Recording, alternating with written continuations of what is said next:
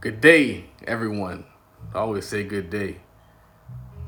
Uh, First off, we got the Super Sunday sale going on for the options trading workshop. I was able to do pretty well in options, still do pretty well in options. You too can do pretty well in options. The great thing about options is it requires very little money. I think that's one of the things I forgot to mention is somebody said, hey, how much does it cost to invest and to get started with options? You can get started with options with as little as $1,000. You can buy contracts for like $100, flip those 2 or 3 times over, and then you get to put the point where I was kind of putting thousands, multiple thousands at these options contracts, and then just exploding it. So that's one of the best things what's going on at enterprises. The best thing is you can start with little money. You don't have to have big money. Like in order to make big money in stocks, like if you're just going long stocks, you have to have big money. You gotta be putting 10,000, 20,000, 30,000, 100,000 to make 10%, and it actually means something. You can put 1,000 in some options, and you can make $10,000. You can put 3,000 in some options, and you can make a good money. So that's the reason why I like options. Even if you're just trading $200, $300, people are doubling their money trading options. But that's not the point of this Instagram live. The point of this Instagram live is to talk about vending machines. Everybody keeps asking me questions about vending machines. They're saying, hey, I don't know if that's a good thing, Todd Cap. A lot of people are, they're asking me like every time I post something, and the DMs are full of them. They're saying, man, vending machines, vending machines, vending machines. How do I get started in vending machines? Do you have a course on vending machines? All these different things. And so what I'll tell you is this. So we ended up buying a vending machine route. We didn't buy individual vending machines and then place them in different areas, although that was the original purpose. We bought a route. So the numbers effectively look like you make about maybe like 1,500 per month on the route, but it's completely passive. You literally just put it there. Would love to book you for an event in Los Angeles. Let's do it. So so the vending machines, we bought the route. We bought it seller financing. So we put up a significant chunk. We put up $5,000, and then we're gonna pay him off over the next 12 months, $400 per month, and be all in. Now the kicker is we're going to use the business income to pay for that asset. So effectively, you're buying an asset for free. The goal really is to get 100% financed owner financing, where then you're making money for running the asset. I was talking to my wife, we both have business degrees, and I was telling her, like, what's crazy is you can use your business degree to manage somebody else's business, or you can use your business degree to run your own business. I think it's the management degree the business degree is going to allow you to still, it's called business administration for a reason. Are you going to admin your own business, or are you going to admin some other person's business? Dame Dash does not want you admin in another man's business. He wants you to admin your own business with your own last name on the door. So yeah, vending machines.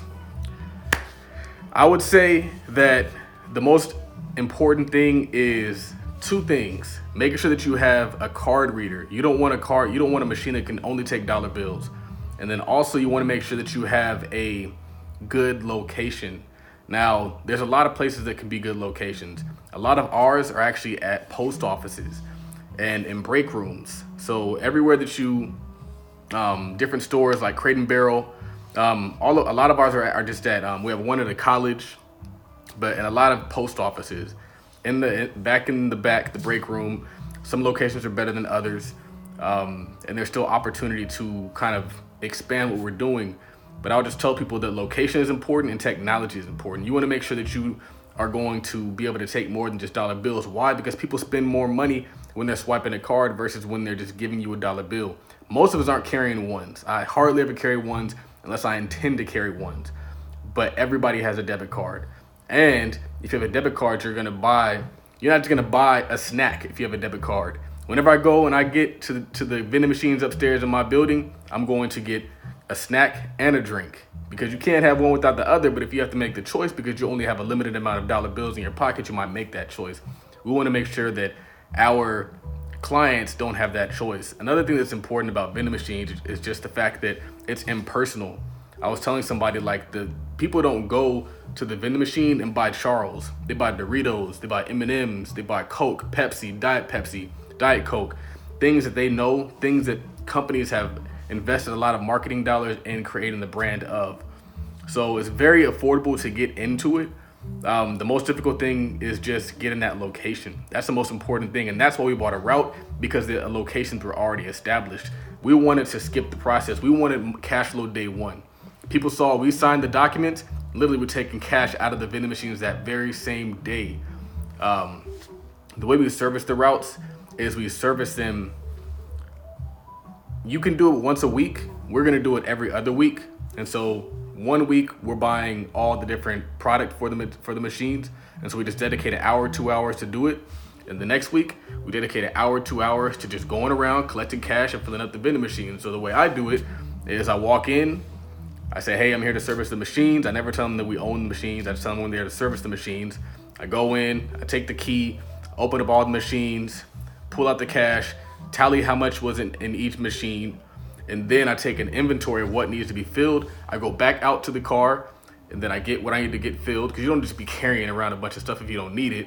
And so we have like these mailboxes, like those mail carrier things, and then we just stock it in there like, okay, I need this many of this, this many of this, this many of this. You don't have to bring everything. You just know that you might need 5 Oreos. You might need 4 Snickers, that kind of stuff. And you take it back in and you do it that way. That's kind of how it is on the inside. One of the cool things that works is since we bought a route, we've been getting a lot of coaching. A lot of people are, so we bought a route, and so we did seller financing. And so ultimately what happened is we are getting coached by the people who sold us the route, because if the route's not successful, they don't get paid. And so he's been giving me super insider information. He gave us a whole rundown of what we needed to buy. He texted me throughout the day. I had one of the issues. I just called him directly, like, hey, I can't get this machine open. What's going on? This is different than the other machines that I've seen. He just kind of walked me through the process. And so it's like you get a mentor. You get a mentor for free. People, you can get mentorship a lot of different ways. You can get mentorship going out there buying a coaching program. You can also get mentorship by buying a business, seller financing, and make sure that that owner sticks around to help coach you through the process. I think that's invaluable, and I think that's something that we saw. A lot of people are saying, hey, how do you start a vending machine company? How did you get into the business? You get into the business. You're gonna make mistakes. A lot of us don't want to make mistakes. I've already made mistakes. The first day I told you guys, I went out there and I forgot the key. The first day I went out there and I forgot the key. I literally drove out there, talked to the lady to get access to the machine, went over there and I was like, I forgot the key. And then on Saturday, I thought I made all the mistakes. I went over there and I found out that I forgot to get the main bulk of the snacks. And so what I did is I improvised. A lot of business ownership and entrepreneurship is improvising and just pushing forward. The great thing is when you buy an existing business or an existing rental property or anything that's cash flowing, you're getting paid to learn. So yeah, we're making mistakes, but we're getting paid. So yeah, I made a mistake in not going out there with the key, but there's money in that machine that when I do go out there, we're gonna get it. So you learn a lot by doing. This question says, can you elaborate more on the routes? So a route is basically just a business. That's all it is. It's a bunch of vending machines that are located throughout. We have 8 locations, and the goal is to buy more locations. The goal is to buy more, not so much the machines, because the machines aren't as valuable as the route itself. The business, the existing contacts, the fact that it's been there for years, you know that you got consistent income for years. If you approach somebody and you say, hey, I got this vending machine, can I put it there? They might let you stay there for 6 months. They might let you stay there for 3 months. They might let you stay there for a year. You never really know. And so when you buy a route, you're buying an existing business that's been there functioning for years. People just know what they expect it. You're not some new guy trying to convince somebody to allow you to make money there. There's already been somebody making money there and they're okay with the terms. So a route is really just, it's a bunch of vending machines at established locations. That's kind of the way it is. That's just what they call it. You can call it a vending machine business if you want. Yeah, ours are in Glendale, California. So a lot of them are in Glendale, which is about 45 minutes to an hour from my house. So I drive out there, I hit out all the locations. ultimately we'll have a route guy because the rich aren't supposed to work for money. And I just work my way back home. I hit Glendale, and then from Glendale I hit Altadena, or from Glendale I hit Pasadena, then I hit Altadena, then I just kind of, there's one more in Laverne, and there's one in Monrovia. So you kind of learn how to do it efficiently as you do it that way, where I walk in, I service it, I walk out, get the snacks, put them back in there until recently. But one of the cool things is it's so passive that it works while you're making money. And so a lot of people want passive income so they can lay on a beach. Some people want passive income so they can amplify their income.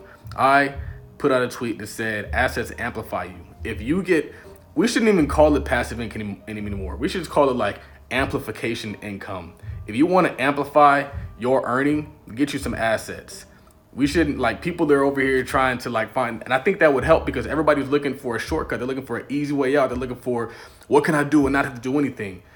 Nothing. You can be broke and be poor and not do anything. But if you want to amplify your income and get passive assets, it just happens to be able to, since they're passive, you can be out there working and earning money and also have all these different things that work together. It's passive so that you can stack them. You stack your income sources. So now it's like I got passive income, passive income, passive income. They don't require you, which means you can do more of them. Just like adding another vending machine route. If we add 20 more locations, 10 more locations, then we're just amplifying our income. And I think that that's probably the most insightful thing I've realized in the past few hours. Let's see. Shout out John Delia. He said he saw some routes on Craigslist. A lot of people are getting into it. It's cash flow. If the numbers make sense, the numbers make sense. It's all numbers at the end of the day. Craigslist is a great place to find routes. That's where we found our route, and that's where I intend to go to buy more routes. Let's see. Do we pay commission? We don't have to pay commission just because they have existing relationships. But if we had to, I would consider it. So, for example, there's a barbershop that I go to that's right in the street from one of the locations. I approached them. I said, hey, because when we bought the route, they gave us 6 other machines. So we have a storage center full of 6 other machines. And so I was talking to the guy, and I was like, hey, we have this vending machine. You have your vending machine here. It's sitting empty. It probably doesn't even work. You should let us put our machine here. I told that to the guy who was cutting my hair, and I think that what he did is he told the owner, I wanted to sell him a machine. I don't want to sell him a machine. I want to literally just put it there for free as a courtesy to his clients. So I have to follow up, and so that's what I'll do. Maybe next time I go in there, I'll follow up or I'll call them. I'll let them know. But if it came down to it, we pay them like 10% commission. Nothing crazy, something that makes sense financially. As long as it makes sense financially. If it doesn't make sense financially, we won't do it. We'll just put it somewhere else. Where or who sells the routes? How do I find them? Google. Craigslist. Drake says nice. This question says, shout out to Andre Hatchett, 1K a day gang. He said, what credit score do you need in order to get financing? And the answer is you don't need a credit score to get financing. They don't even ask. They just want the cash flow. These guys are retiring. They're going out of business. We put up a significant amount of cash to the point where they're secure, and they didn't really even ask our credit score. We put up half. And so I think that that's important for a lot of people. And that's why I think it's important to control the deal and not get a deal through other people. You want to go and you want to find the deal directly from the seller, because then the terms are more flexible. And I think that that's important to know, is that you can do this with good credit, bad credit, no credit. You just got to be able to negotiate. You got to be able to know what you can and can't do. And you also got to pitch it in a way that it benefits them. They're happy because they got a significant chunk of cash, and they got some cash coming to them for the next 12 months. So everybody eats, and we just got to make sure it's coming out of the business revenue. We're not paying this out of our working income. We're paying it out of the business income, which is the principle that I learned from Reginald Lewis. He said, looking at collecting 4 vending machines for $3K. That's dope. John Delia is rich. I know what he's talking about. He definitely doesn't need a loan. Man, my phone's about to die. Let's see if Andre wants to go live to talk about the conference.